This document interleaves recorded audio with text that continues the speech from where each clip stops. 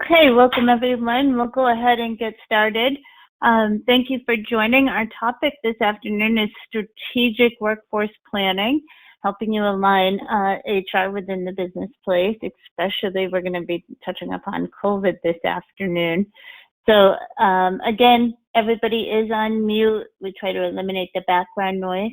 And if you do have any questions or comments, you can use the question icon on your toolbar. So let's get started here. I want to introduce myself. My name is Bonnie McMahon. I am Vice President of Sales here in North America. I have been working with Oracle Solutions for about 10 years or so. And before that, I've worked with other providers as well. Also on the line with me today is Lila. Lila is the Director of HCM Services here at Eveosis. She has a long, rich history in HR and various software, particularly Oracle software. So she's looking forward to sharing her knowledge as well. So that being said, who is Eveosis? We work for a company called Eveosis Global. Eveosis is a top Oracle partner. As you can see here, we operate throughout the globe in over 30 countries, and we have over 1,200 customers. 1,000 of those are Oracle Cloud customers. And we service those customers with 1,200 consultants, all of which who have different specialties, including payroll, talent management, recruiting, and so forth. And we actually are an Oracle-only partner, and we specialize in all Oracle Cloud pillars. And what I mean by that is actually line of business, if you were to think about it that way. HR, or HCM as Oracle calls it, CX, which is customer experience, ERP, enterprise resource planning for your finance folks on the, that you may be friends with. So we cover all of those pillars, and we also have over 15 specializations. What I'd like to point out is our 1,200 experienced professionals you'll see here on the screen are actually employees of Eveosis. We don't use contractors. We actually hire them, particularly for their specialties. A lot of them will also have work in the actual line of business, and that's how we feel best able to help our customers. Next slide, Lila. You'll also see, I bring this slide up only because, not to pat myself or Eveosis on the back all the time, but we have consistently won year-over-year Oracle awards, and that's actually pretty hard to do. There are a lot of Oracle implementers and support folks out there like ourselves, and literally hundreds of them. So when you do win an Oracle award, that's pretty special. How it relates to today's topic is you can see our most recent award was the Global Partner of the Year for HCM Cloud. And since our topic today is HR, I thought, wanted to make sure you guys knew that we're very, very strong in HR. Next slide, Lila. A little bit about us and how we're different than our competitors. We consider ourselves an alternative to the Big Four. While we have a footprint like the Big Four, meaning our global reach and number of employees, we are actually consider ourselves a little bit more nimble and flexible, and we focus really a lot on customer success. We also are a full service firm. We do not only implementations, but we do managed services, meaning we support you throughout all of these upgrades that you'll find on cloud now. And we also do fixed price engagement, and we do that for a couple of reasons. One, we have found that our customers like to budget their projects knowing exactly how much it's going to cost. And then we also add into that value-based KPIs and analytics. So oftentimes in our projects, you're not going to pay until you're completely happy with the phase that you've just completed. And you'll see, if you were to say, in this instance, HR folks, if there was this particular value or particular return on investment you wanted to achieve, we will go ahead and write that into our contract to make sure that you achieve that metric of success. For instance, if you said, hey, Bonnie, I want to make sure I reduce my onboarding time 20% using the Oracle software, we're going to make sure that happens for you. So with that, I think, Lila, I'm going to pass it over to you now. as we look at the agenda here, we've covered the Eveosis overview. Lila is going to be talking to you next about strategic workforce planning, how we're all dealing with COVID, how we're realigning our strategies, how to speak to our leadership teams, and what strategic workforce planning and compensation planning may or may not look like for you. So Lila, thank you. Thank you, Bonnie, and thank you everybody for attending. We appreciate you taking the time out of your day to hear a little bit about workforce planning. And as Bonnie mentioned, we feel this is a really relevant topic right now, with COVID being a major impact on all of our lives and work. It certainly is going to cause organizations to rethink what their business plans are. And as HR people, we want to realign our plans to support the business. So with COVID, we're all experiencing major differences in our lives, primarily how we are going to work. So where the old paradigm of I'm going to go into the office and I'm going to go attend meetings with my coworkers, and now, well, I don't know if I want to do that. And if I do go into an office, what kind of protections do you have in place? How closely do I need to sit next to other people? What does my workplace configuration look like so that I feel I have some level of protection from potentially catching things from others in the office? So a lot of differences in the way we might be working going forward. Likewise, our kids and how they're going to learn. The old just send them off to school and send them off to daycare. And now that may not be the best thing to do. So we're rethinking, what do we want to do? How would schools work? Can kids learn remotely? Looking at alternatives for how kids get their education. Consumers and how we consume goods and services. That is being rethought, and I'll say various levels of comfort with the way that businesses are providing those goods and services, and different strategies on how those goods and services are provided across businesses. So I think that we're going to see will continue to evolve as we learn more about this particular situation and as people determine what their comfort levels are.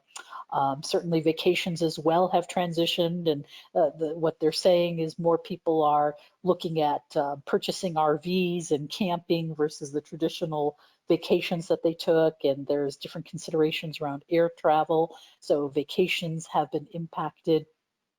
And just going about the day to day, what was normal prior to COVID isn't necessarily the case anymore. And so that has changed as well. And what will be interesting to see is longer term, how much of this continues to change versus how much we go back to the way things were prior to COVID. So dealing with COVID, so there's kind of three stages. One, there's the immediate response. How do we deal with the fact that states and counties have put in different provisions around what it means to go to work, whether or not you can go to work, how many people can be in a workplace. And so your business may be impacted by local regulations or state regulations on what you can do in the workplace. From this time period, the general advice is to take the opportunity while we have a bit of downtime, learn from what's going on, and figure out how you can emerge even stronger and better than you were before. So a bit of a pullback could be an opportunity to redefine the way that you work and how you might be more effective in that work. And then finally, preparing to thrive as we move forward. What's the new normal, and how can your organization succeed in this new environment that we're in and be even more effective in the future? So as far as recovery goes, as we're seeing, it's not necessarily that we're going to be able to say, as of this date, everything goes back to normal. Certainly vaccines are in the process of being developed. There's an article that just came out yesterday that early testing on one particular vaccine, they've gone through two stages of testing and have proven with multiple doses of the vaccine, it has shown to be effective on the individuals that participated in the test. So that's some really good news that they're starting to see good progress and good results on vaccines. So it's probably only a matter of time before we have a vaccine for COVID. However, that's still going to take some time to roll out. It's going to take some time to administer. And so there's going to need to be a preparation for waves of recovery and perhaps areas of the country that don't recover as quickly. And so you're going to have to be flexible and adapt to what appears over the coming months and into 2021 as to how you're going to deal with the situation. And it also may vary based on what part of the country or what part of the world you're in.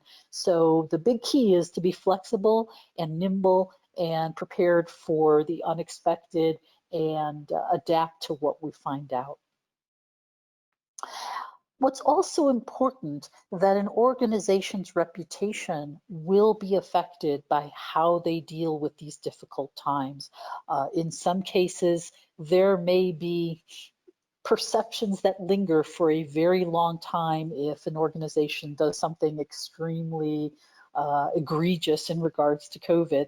So you first of all have the external customer perception. So as customers' demands change, how are you changing the way you're treating them? How are you working with them? Consideration for what the impact may be or how it may be different from one customer to the next. And is your organization accommodating that? Are you showing consideration to these customers and accommodating them and their challenges during these times? Likewise, internally, your employees are perhaps very concerned about going back to the workplace, interacting with others in the workplace, and want to feel some comfort that they're being protected if they're going in, that their employer is putting in appropriate safeguards, cleaning measures, things that will allow them to feel comfortable that being in the workplace, they're not necessarily going to be at a greater level of risk for exposure to COVID. So it's important as a company, as an HR department, to make sure that you're handling that employee perception and that you're paying attention to the concerns of the employees and communicating and sharing with them how you're addressing those concerns. So compensation planning versus workforce planning. Compensation planning is something that most HR departments are pretty familiar with and is something that they typically have done in one form or another for a very long time. So this is typically, what is it going to cost the organization to compensate our employees? You're usually looking at a 1 to 2 year planning horizon for planning out the compensation needs of the organization. Corporate finance is part of their overall financial planning. There's a component that would be related to compensation. And so they're going to be looking to HR to help them with providing that information. And your compensation is typically, for most organizations, one of the largest, if not the largest expense item for the organization. So carefully planning compensation is important to the overall financial health of the organization. Versus workforce planning. So workforce planning, what are the skills we need? What is the time frame in which we need those skills? And it's typically a longer planning horizon, right? Because we need to think longer term. How are we changing as an organization? How are our needs changing for the types of employees, the skills that they need to have, so that we have the right people available with the right skills for the things that are occurring within the organization? And this should be driven more by HR. This is what HR should be bringing to the organization, to the leadership, how we're going to deliver the right skilled people in the time frame that the company needs them for the plans that they've laid out. So this is where we're aligning our HR strategy with the overall corporate strategy, and why, if corporate strategy is now changing based on COVID and the impact to the organization with what's occurred around COVID, then we need to change our HR strategy so we align with them. And so workforce planning, it has a variety of different components to it. So first of all, that we can do actuals versus budget, as well as forecast. The level of granularity, do we want to look at expenses at an employee level or perhaps at a job level? And then expense planning. So we have different categories through which we can plan out expenses so we can see that breakdown. Likewise, with headcount planning, we can plan based on demographics, age, gender, race, if we want to, if we need to do that in order to change the makeup of the organization, if we have certain goals we're trying to achieve. Likewise, based on education or skill levels, might be reasons to define how we want to build out our headcount. And this is just showing you an example of, oops, I did not mean to do that. Sorry about that. Anyhow, this is showing us that we have the totals, and then this is fiscal year 17, 18, and 19, and showing how those have progressed, allowing us to do year-by-year comparisons, in this case with the sales organization, looking at their budgets. All right, so strategy alignment. So what is the overall organizational strategy, and how has that changed with COVID? So at this point, we would hope most organizations have had multiple meetings amongst their leadership to redefine the strategy based on what we're seeing with COVID, based on the forecasts of how this is going to continue to play out. We would expect that most organizations have made changes to perhaps their sales projections, their revenue projections, and as a result of that, we would expect that there would then be changes to what they want to do with the workforce based on those organizational changes. We also may need to look at the way we work with customers. So if you typically had employees that would go to meet with customers, would they still be doing that?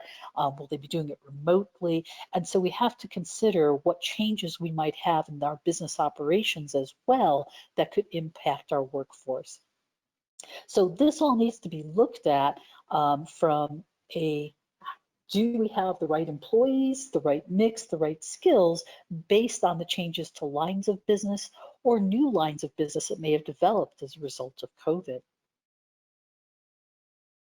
So if you're an HR person and you have not heard from your leadership in regards to what plans they're making, you may want to proactively go meet with them and have a conversation to better understand what changes they're making to overall corporate strategy so that you can then go back and do some planning within HR for what you're going to need to do differently to support the overall organization. And so here I've kind of listed out the types of questions you might want to go and ask your leadership if you've not already heard from them, or if what you've heard from them isn't sufficient, you might want to go back with some of these questions as well to better understand what this means for you from an HR perspective and what you might need to be doing with the workforce. So is the organization expanding because due to COVID, you now have a greater level of business? My best example there, of course, is Amazon, which has had a dramatic increase in business. And as a result, they're expanding their operations, they're hiring a lot more people, and they would have a very different picture than other organizations that might be contracting, that they've seen reduction in sales, reduction in revenues. And so they're needing to look at how they're going to pull back in a way that will allow them to continue to be successful.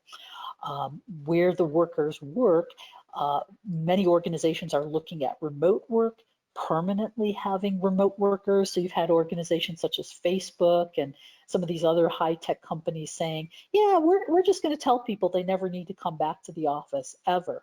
Now, will they change their minds in a year or two? Maybe. If some of us remember Yahoo, they at one point told everybody they could work remotely, and then a few years back, the CEO announced they were no longer going to allow people to work remotely, that they were just not seeing the effectiveness. So some of these decisions may not be permanent. They may be permanent in the present mindset, but over time, they may shift that mindset based on the experiences that they have. So, but anyhow, we need to understand in the current mode, are people working remotely? Are we saying they're working permanently remotely? Or maybe some companies are saying you come in a couple days a week in order to reduce the number of people in the workplace.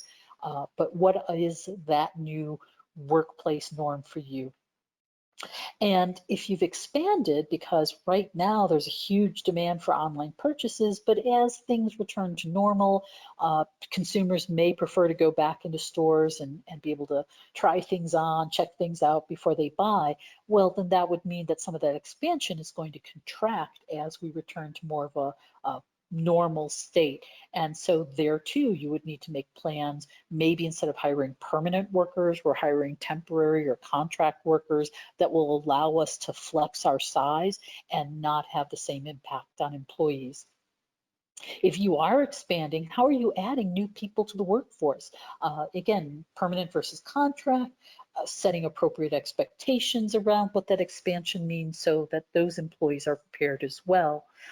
And differences in the way you offer services might mean differences in the way employees work, will probably mean there's some need for training based on the new ways that you're offering services. So there's probably some training and development that needs to occur.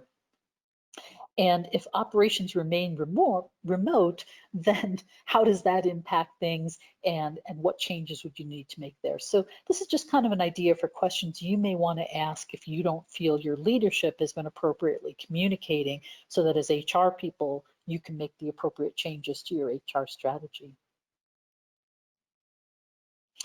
All right, so asking how the organization's workforce needs will change, and then what you would want to do from there is conduct demand planning. So if we have a reduced workforce or we need different types of people, then we want to go and do some planning around what does that mean as far as staff makeup, where do we have gaps.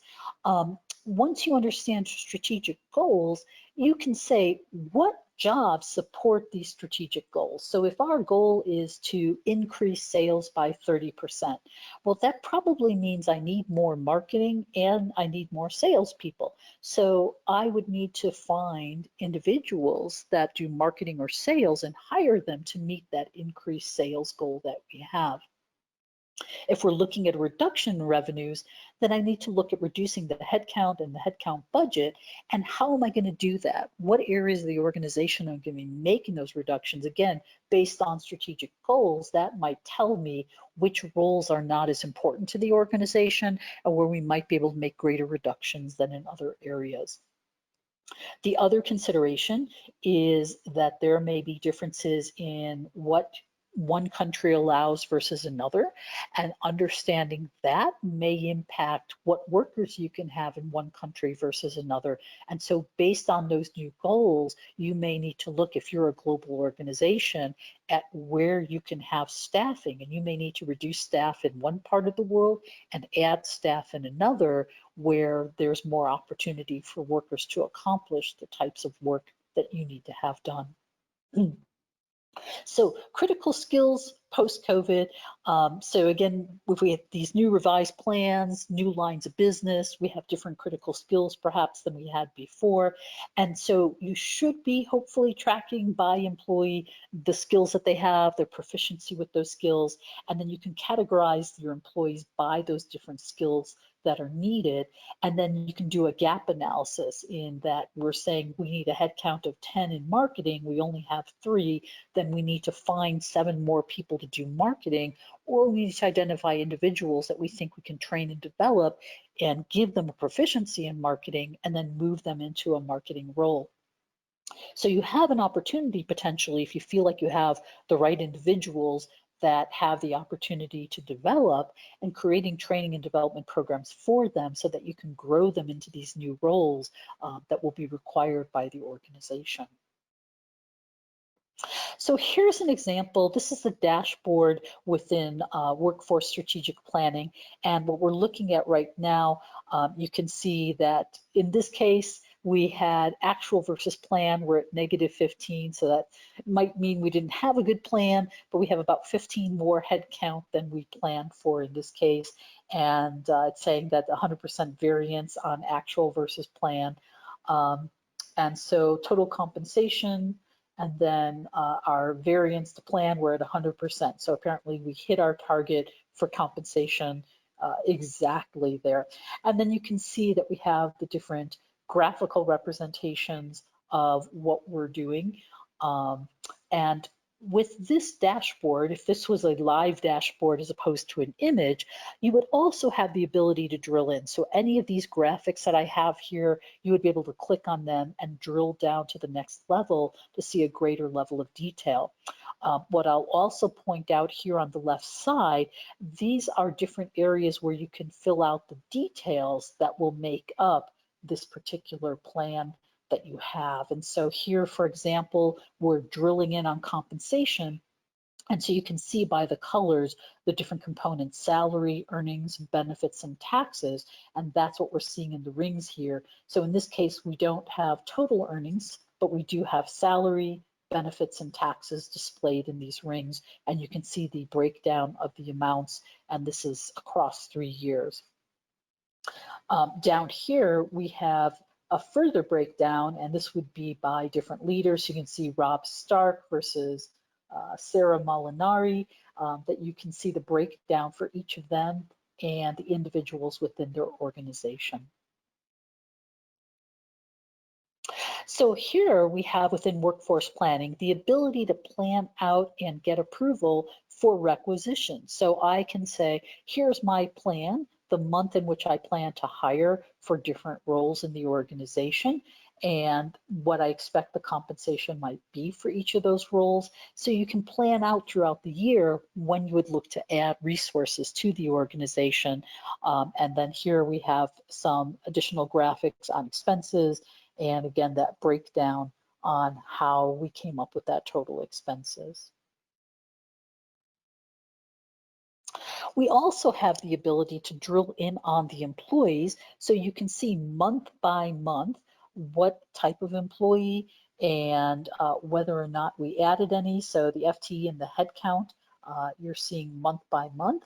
And then we have a further breakdown on the salary showing at the bottom here. So we have the compensation along with the benefits. And in this case, we're showing some taxes for the employee information.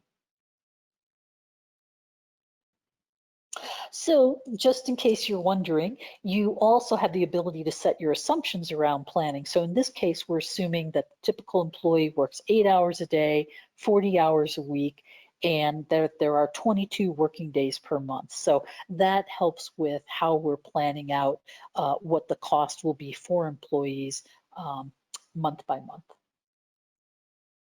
Note that you can have different levels of assumptions. So we can say at an entity level, we're assuming everybody's participating in this corporate bonus option, and there's a place where we lay out what the bonus potential is and what we think the likelihood is of people achieving a particular bonus level.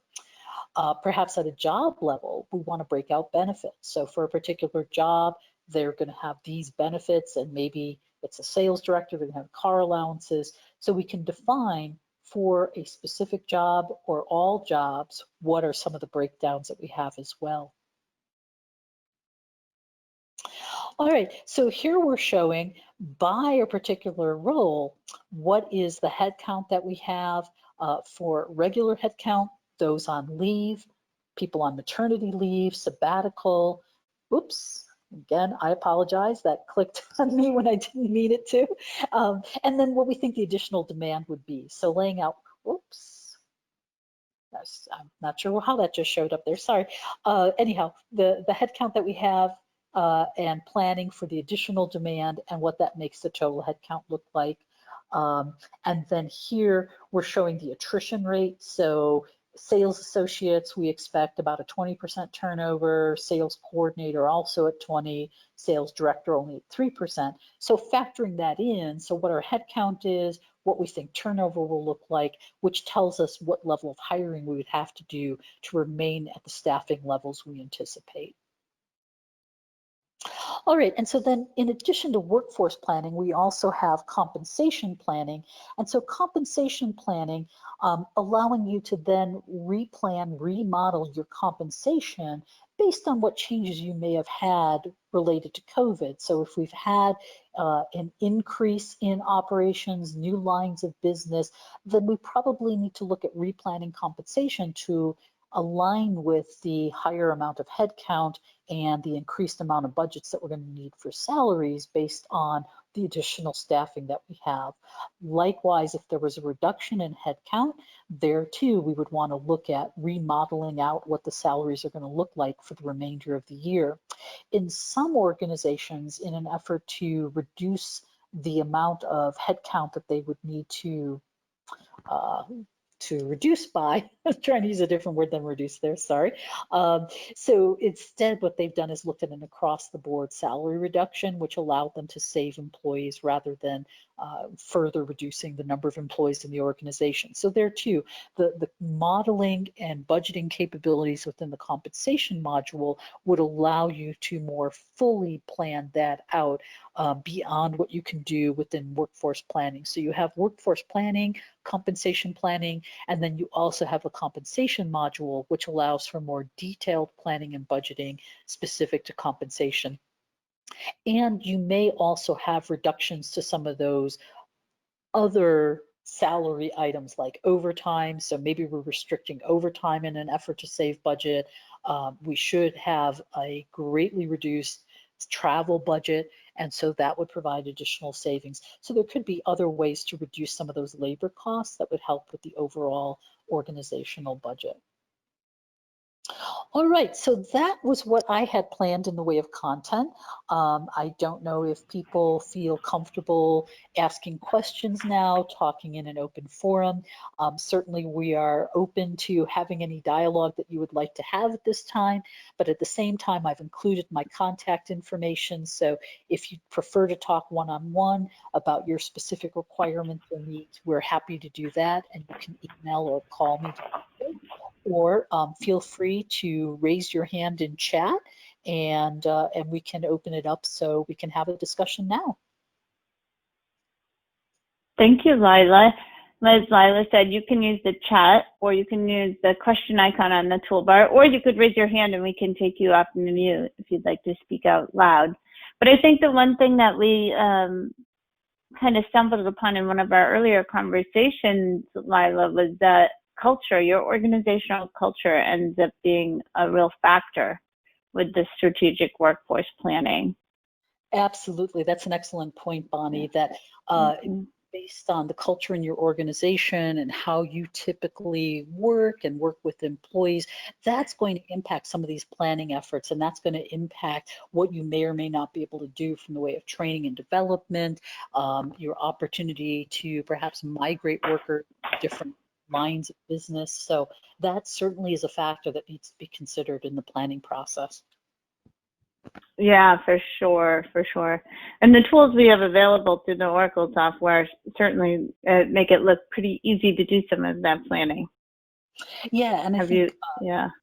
Sorry, I was going to say that. So I just gave you a little sampling again. If anybody's interested, we can do something where we go into it a bit more, but it's quite extensive in what's delivered out of the box in the way of capabilities to do planning around your organization, to track the information that you have on your employees, and then align that to those goals.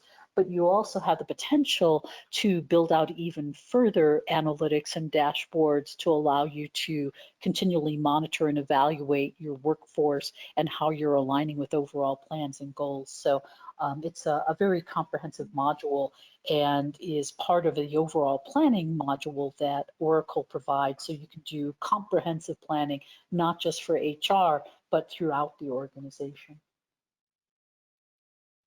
Perfect, perfect. So we don't have any additional comments or questions, Lila. So with that, I'll just remind you all to take down Lila's information here and phone number. If you do, would you like a one-off, please let us know. And thank you all for joining us today. We appreciate your time and your attendance. Lila, thanks so much. I appreciate your putting together this presentation. We thought it was certainly helpful. Yeah, thank you, Bonnie, and thank you everybody again for attending. I hope you found this useful. We think during these times it's important to be focused on planning and as an HR person to help your organization with their plans. So we think this is a really good opportunity for HR people to support their organization as they deal with these difficult times. It's very true. Thank you, everyone. I hope you have a good afternoon.